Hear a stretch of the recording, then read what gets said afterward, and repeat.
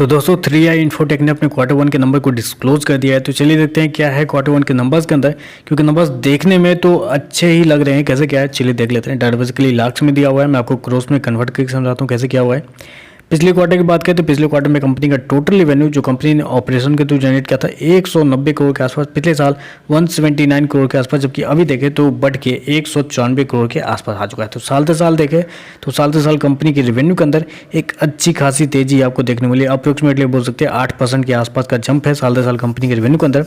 वहीं अगर क्वार्टर जाते हैं तो क्वार्टर कंपनी के रेवेन्यू के अंदर ऑलमोस्ट 2% के आसपास की तेजी है। तो क्वार्टर साल से साल कंपनी का जो रेवेन्यू है वो आपको बढ़ता हुआ देखने को मिल रहा है। चलिए खर्चे क्या है वो देख लेते हैं। पिछले क्वार्टर में 205 करोड़ खर्च किए थे, पिछले साल 192 करोड़, अभी देखें तो कंपनी खर्चे 206 करोड़ के आसपास है। तो कंपनी के खर्चे भी देखें तो कुछ हद तक कंट्रोल ही है, क्योंकि मैंने आपको क्या बताया कि क्वार्टर 2 से 3% के आसपास का रेवेन्यू जंप है। और कंपनी के एक्सपेंस के अंदर जाते हैं तो कंपनी का एक्सपेंस अभी भी उतना ही है जितना कंपनी ने पिछले क्वार्टर में जनरेट किया था। तो एक अच्छी बात है यहाँ पे। चलिए कंपनी का नेट प्रॉफिट क्या निकल के आता है वो देखते हैं। बेसिकली कंपनी तो लॉस में ही डील करी है बहुत लंबे समय से।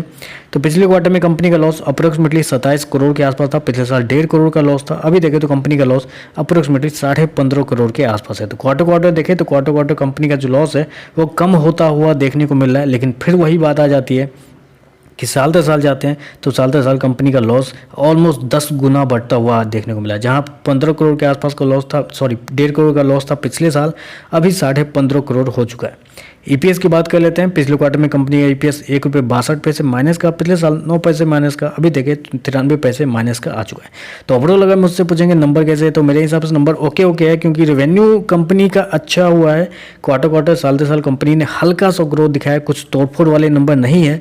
तो हल्का सा ग्रोथ है, ऊपर से आपने अपने प्रॉफिट को और ख़राब कर दिया है, तो उस वजह से थोड़ा सा सेंटीमेंट नेगेटिव हो जाता है। अगर यहाँ पे कंपनी अपने प्रॉफिट को एटलीस्ट स्टेबल भी रखती, एवरेज रखती, जो कंपनी पिछले क्वार्टर पिछले साल में दे रही थी उतना ही रखती, तो हो सकता था ये नंबर पॉजिटिव वे में काउंट किया जाता। लेकिन जस्ट बिकॉज की रेवेन्यू बढ़ा है लेकिन कंपनी का जो प्रॉफिट है वो और भी बुरी तरह से गिरता हुआ देखने को मिला है।